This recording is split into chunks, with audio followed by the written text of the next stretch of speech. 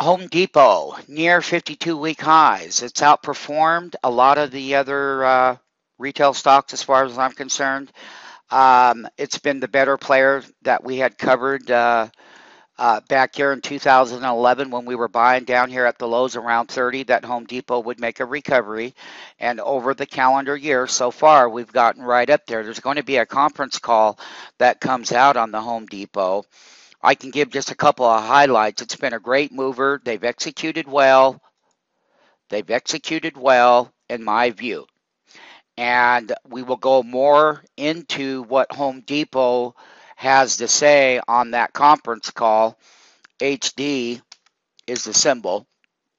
We're at slightly up at 53.55, close at 52.82.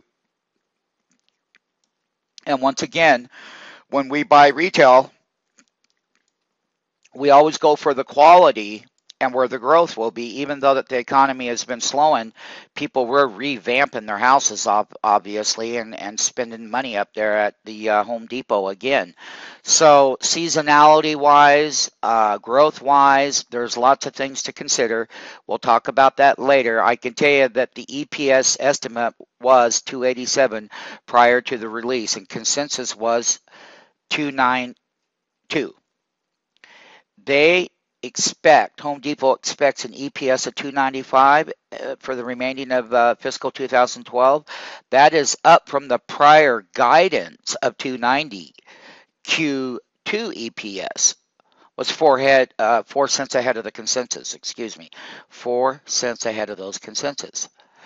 So we'll go in more depth on Home Depot. It's been one of the greater retailers that we like.